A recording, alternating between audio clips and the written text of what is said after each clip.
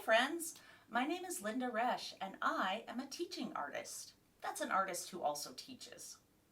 I work with the North Dakota Council on the Arts to bring art into elementary schools. I get to travel to schools all across North Dakota and make art with kids. Most of the time I get to work with students right in their classroom, but sometimes the art lessons happen online. The typical residency will last around 1 to 2 weeks, and I work with the South Dakota Arts Council to visit schools around my home state as well. For the last 4 years, I've been working with the Art Center in Jamestown, North Dakota, teaching art to students in their elementary schools. I've also worked with middle and high school students, adults of all ages, and I even got to teach 2 college courses this year. I love making art and I love sharing what I've learned as an artist with the kids. When I'm not teaching, you can usually find me in my art studio working on colorful paintings. Some might say my paintings look a bit childlike or cartoonish, with splatters, drops, and drips of paint running down my canvases, bold and bright colors that aren't very realistic most of the time, and heavy line work and texture over acrylic washes in my backgrounds make up my own unique painting style. As you can see, I paint a lot of animal paintings, and most of these I'll sell this summer at art festivals or street fairs around North and South Dakota. People who see my artwork at the festivals hire me to paint portraits of their pets, like Winston here. But I also love painting landscape scenes. A landscape is any picture of the outdoors. These larger landscapes were painted right here in my studio from photographs that I took. And when I'm traveling for work or for vacation, I always take a sketchbook along, like this one. If you look through my sketchbooks, you'll probably notice a lot of landscape drawings, paintings of outdoor scenes, like rivers and mountains, rolling hills and prairies, and every place in between. You've probably drawn a landscape scene before and maybe didn't even realize it. If you've ever drawn a picture of your family standing outside your house, maybe with your dog or a cat and the sun up in the sky, congratulations, you've created a landscape. Now raise your hand if you would probably draw your outside pictures like this. A line of grass or dirt close to the bottom of the paper, your sun up in the corner, and a line of blue sky near the top of the page, with all of your objects like your house, your friends, or your family and your dog in one line on top of the ground. Does this look like a picture you might draw? This is a very common way to draw if you're in kindergarten and first grade. And while my picture looks nice enough, I can tell what everything is. It looks a little flat or one-dimensional. Everything appears to be on one plane in the drawing.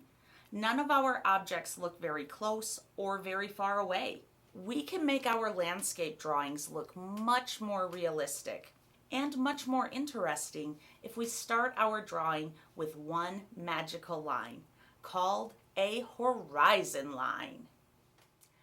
You will notice a horizon line in nearly every landscape drawing or painting that you see. Simply put, the horizon line is the line on our paper that separates the ground from the sky. Let me show you an example.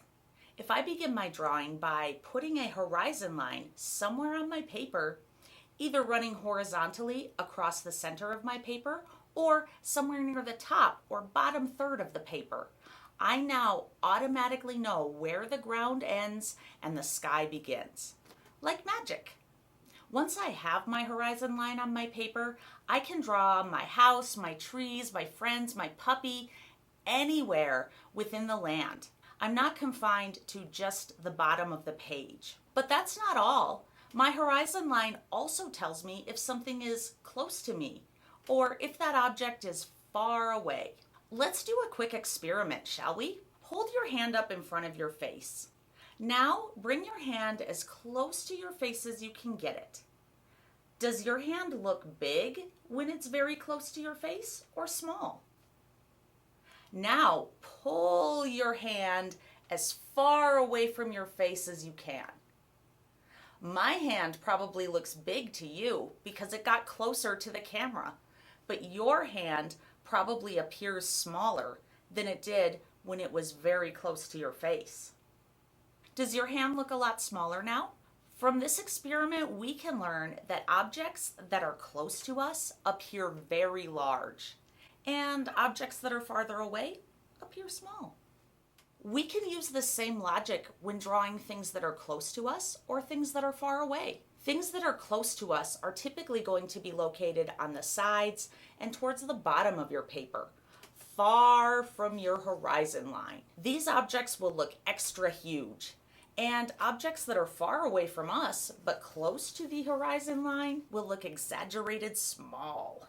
I use this knowledge when I plan my lessons for elementary, high school, and college classes. And I use these simple tricks whether I'm making art in my sketchbook or painting big public murals. In fact, every artist uses this knowledge of showing distance and space, from painters to animators to movie and TV set designers to architects and landscape designers working together to create drafts of new buildings or homes and the landscape that will surround them.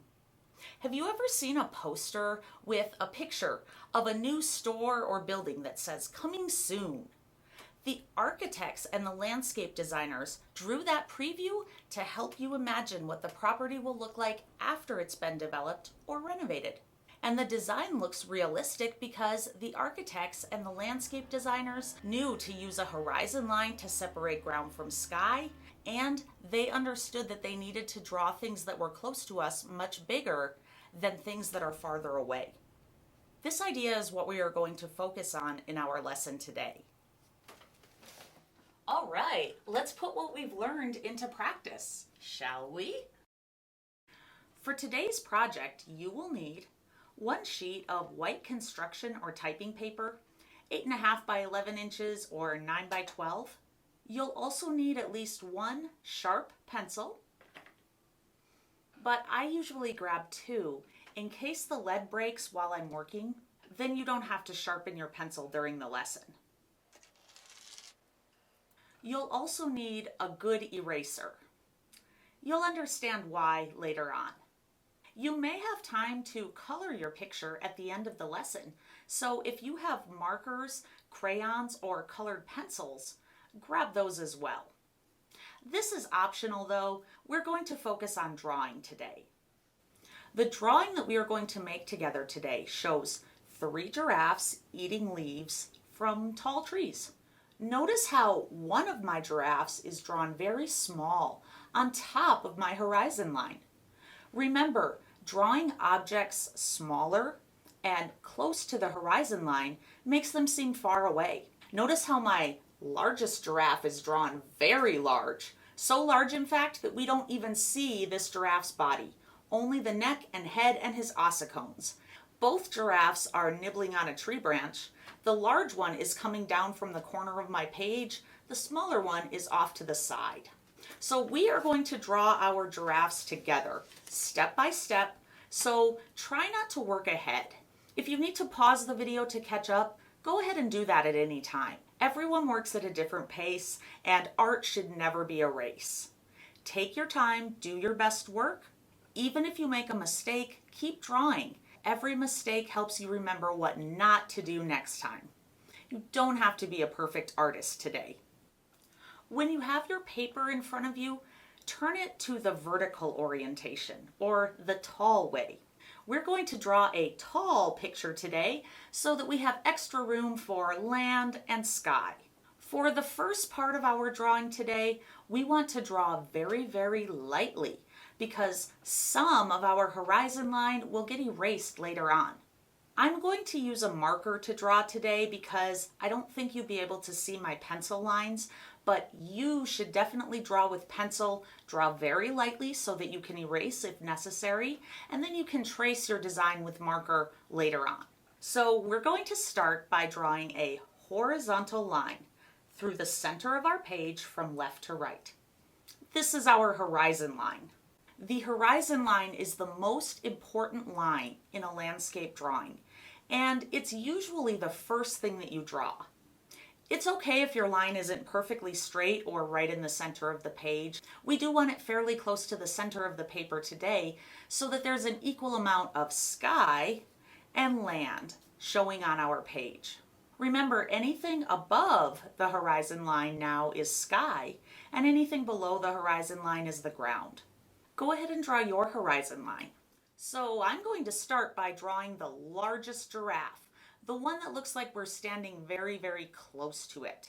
I'll start by drawing a triangle shape up in the sky for my head.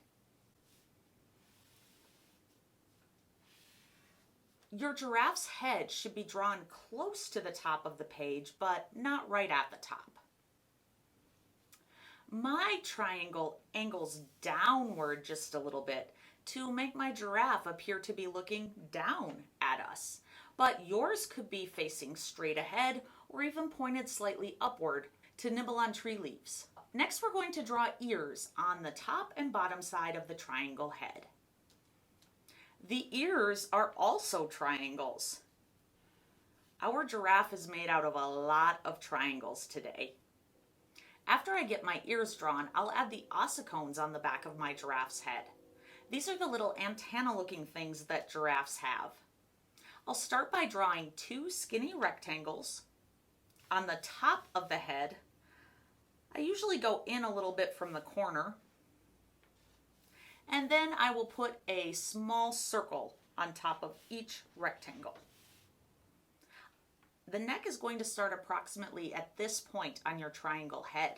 Now, if your triangle head is drawn like mine and a triangle ear is right there, your neck might be hidden for just a little bit until it comes out from behind the ear.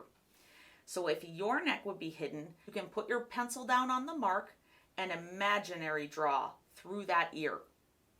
Then when you get to the bottom side of the ear, put your pencil down and draw your line down to the bottom of the page.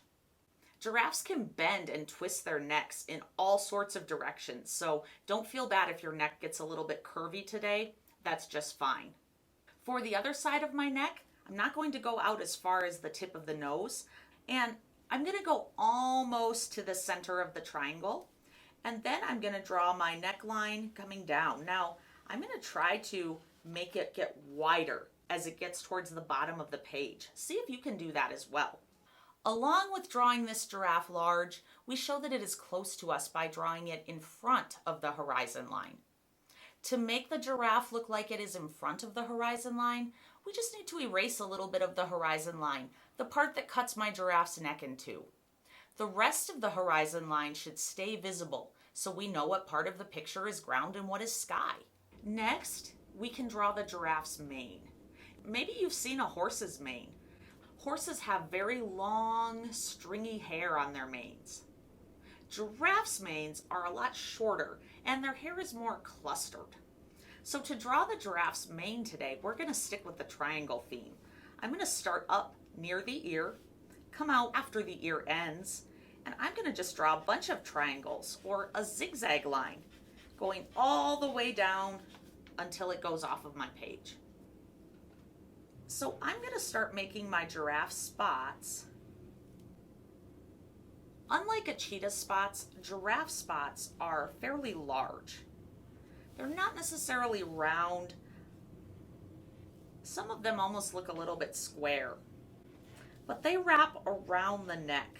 So when you're drawing your giraffe spots today, don't put them only in the center of the neck. Draw a few spots so that they curve around and would be seen on the other side of the neck. Remember, like humans, animals are three-dimensional. We're not flat. So there is a whole nother side to this giraffe that we aren't seeing, and those spots are going to wrap around to that side as well. So you can fill your giraffe's neck up with spots. The face doesn't have as big of spots, so sometimes after I draw my facial expressions, I put freckles on my giraffe. Now it's time to draw the giraffe's face. The nose is up at the tip of the triangle. Just a little curve is fine. We don't see the giraffe's mouth because it's hidden underneath the nose, but we do see the giraffe's eyes up towards the top of the triangle. There are several ways to make eyes. I'll show you a few ways and you can see what you like for your giraffe. If you want your giraffe to look like he's sleeping, you can make little half circle eyes. Like this, like upside down rainbows. If you want it to look cute, you can give it some eyelashes. 3 or 4 is plenty. If you want your giraffe to look like it's just waking up or maybe winking at you, you can make one eye into a half circle and one eye into a full circle with a big pupil. Now that giraffe looks like it's either winking or just waking up from a nap. If you want your giraffe to look scared or surprised, you make both eyes into circles, big circles. Try to make them about the same size and then give them a pupil. And you also want to try to put the pupil in about the same spot in both eyes. If you don't, you get a giraffe that looks very goofy or strange. Lastly, if you want your giraffe to look just a little bit more chill or content, you can give your giraffe eyelids on top of the pupil. So you'll start by drawing the circle eyes, and then wherever you want to, add an eyelid, which is just a little curved line, and then you want to put the pupil underneath. So you can decide what kind of eyes you want to put on your giraffe. I'm going to do waking up eyes today. So I'm going to draw one big circle and one half circle. I'm going to put an eyelid in my eye so my giraffe doesn't look as wide awake, but still a little bit sleepy. By drawing our first giraffe so very large that only the head and neck fit on the page, we're actually using another technique that shows that an object is close to us, called cropping. Cropping means that we let some of our drawing run off the side, top, or even bottom of the page. When we crop an object, our brain understands that that object is so close to us and appears so large that we can't even see it all on our page. I doubt if any of you working at home or in the classroom assumed that your giraffe only has a head and a neck and no body. No. You more than likely saw this drawing and knew right away that the rest of his body is in the implied space, just off the bottom and side of our page. Let's create another object using cropping and implied space. Let's give our giraffe a tree branch to nibble on. I'm going to draw a curved line coming down from the top of the page, stopping just short of my giraffe's face. I don't want to touch my giraffe with that line. Then I'm going to add some triangle leaves to my branch. Since we're drawing triangles today, our tree leaves will also be triangles. And if you want to, you can put one triangle at the end of your branch and have it going underneath the giraffe's face. If you draw a shape like a tree leaf all the way up to the edge of another object and then stop, it's going to look like this tree leaf is going underneath the giraffe's head, which is exactly what we want today. Let's draw that far away giraffe off in the distance. Remember, this giraffe is going to be significantly smaller than the close giraffe that we just drew. And since it is so far away, we will not see as much detail on this giraffe either. So I want to start on my horizon line, and I'm going to go over towards the left side of the paper where I have a lot of room. I'm going to start by drawing a small rectangle or square shape. Now, this rectangle or square should be sitting right on the horizon line. You don't even need to draw the bottom side. Just the 3 sides is enough because your rectangle should be touching the horizon line. This is going to be our giraffe's stomach and legs. I'm not sure if you've seen pictures of giraffes before, but a giraffe has skinny legs towards the bottom of the leg, and then they get very muscular as they get up towards the stomach and chest area. So in a way, they kind of look like triangles too.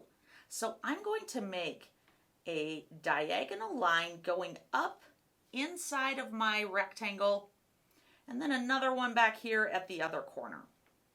Now I have a front leg and a back leg. You're probably thinking giraffes have 4 legs, not 2.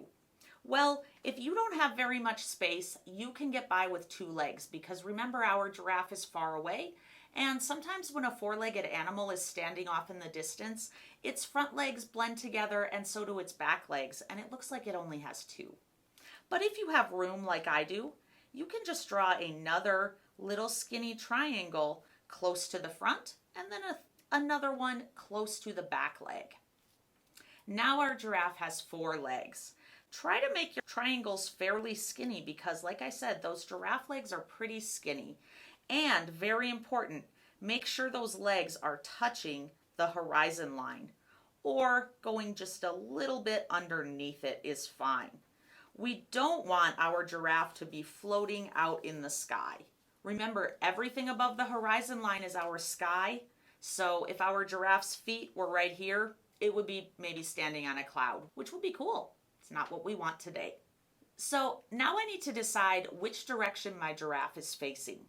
I think I'm going to make my giraffe facing the same direction as my larger, closer giraffe. If you want your giraffe to face the opposite direction, that's fine. Whichever direction your giraffe will be facing, you need to draw a straight line coming up from the edge of what will become your front leg. We don't want to do that to the back leg, however, because, surprise, giraffe bodies also look a bit triangular. So instead I'm going to just close this shape and make it a triangle. And just do the best you can. Remember, yours does not have to look like mine. If you make a mistake, consider this your practice drawing. You could try again later on. I'm going to skip the neck for just a minute and figure out where I want my head to be. I'm going to have my head pointed upwards so it can eat tree leaves. Remember, giraffes have very long necks, but we don't want to make it too long. So I'm going to make my giraffe's head pointing upward and close it up. And we don't want to make it too big either. We want our shapes to match up with their bodies. My head got a little bit big. Now I can add my ears and my ossicones. This time I'm just going to draw straight lines for the ossicones and little dots on top. I'm not going to make them 3-dimensional because this giraffe is so far away, we can't really see the ossicones very well anyway. Now I can add my giraffe's neck, and you just want to make your neck either going straight down to the body or curving just slightly. And you guys are lucky. You have a pencil you can erase if you made a mistake. I just kind of made my neck a little too wide and I can't erase because I'm drawing with a marker. I'm going to give this new giraffe its mane, which again is going to be just a little zigzag line, not very dark. And this giraffe also gets a tail, a very tiny tail with a little tuft of hair at the end that I draw in the shape of a triangle. Now for this giraffe's tree that it's nibbling on, we are not close enough to see individual leaves. So instead, I'm just going to draw my branch coming in from the side like before. And this time I'm going to make a zigzag line around it. That way it looks like the whole branch is covered in leaves. We don't get to see them individually because they are so far away.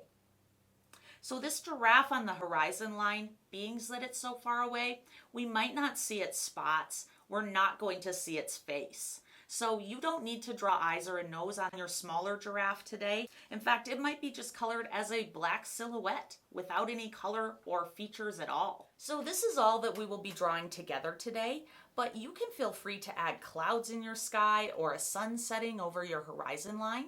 The horizon line gives us a lot of freedom to decide where our objects can go and how big they will be.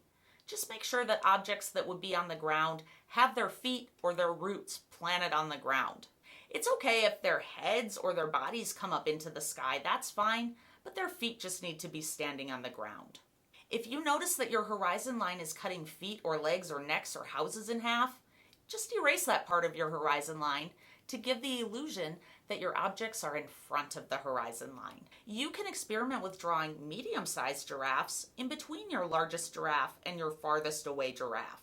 But always be thinking about the real life size of that object, and then think about how it would look in relation to other objects in the scene.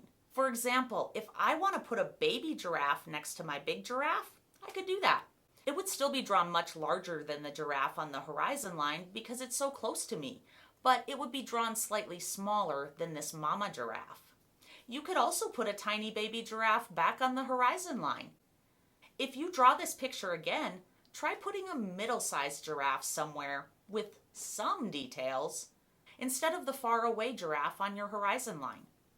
When you're finished drawing, you could color your picture if you like, and if time allows. I like to outline or trace my pencil lines that I want to keep in black marker before I do any coloring. The marker line is bold and strong, so if you accidentally color over it with crayon or colored pencil, you'll still be able to see the basic shapes of your animal. If you'd like to learn some easy coloring techniques that combine colored pencil, crayon, and marker, check out my YouTube tutorial, Easy Advanced Coloring Techniques. It's about 20 minutes long, and you can find it on my channel, Sketching Spot. And now that you've learned how to draw a basic giraffe with a bunch of techniques and tips for showing objects close or far away, you can use what you learned today to make any drawing that you want to draw. Get in the habit of starting every outdoor drawing with a horizon line. And practice drawing objects that are close objects, exaggerated big, and far away objects, teeny tiny small. Don't be afraid to extend your very close objects off the top, the sides, or even the bottom of your page to create implied space using cropping. Be sure to keep the objects near or on the horizon line very small, and don't include much detail in the things that are meant to be seen as far away. What are some ideas for landscape drawings that you would like to try?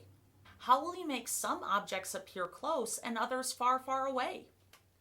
I'm going to leave you with a few more examples of landscapes from my travel sketchbooks today. Hopefully today's lesson will inspire you to keep drawing landscapes. You can even take your sketchbook outdoors and draw what you see, like I do when I'm on the road. You don't have to travel very far to make a landscape sketch. You could draw a landscape scene from your friend's porch or from your backyard.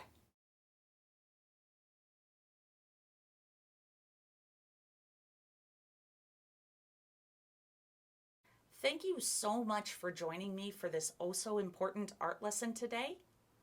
I know that if you practice these techniques, you will become a much better artist very quickly. If you would like to see more art tutorials like this one, or some of my travel sketching videos, you can go to my YouTube channel, Sketching Spot, and check out the travel sketching playlist and the art tutorials playlist. I'm always adding new videos, so subscribe to my channel to catch them as they're released. You can also go to my website, sketchingspot.com, to contact me or to find out more information about scheduling an artist in residence in your community or school. A special thank you to the North Dakota Council on the Arts and the Northeastern Education Services Cooperative for sponsoring this video and for bringing artists like me into the schools. Thanks so much for watching. Keep making art. We'll see you next time. Cheers! I love hanging my unfinished artwork on the wall because then I get a chance to look at it as I go through my day-to-day life. Observe it, and then make corrections when I see fit. Much improved.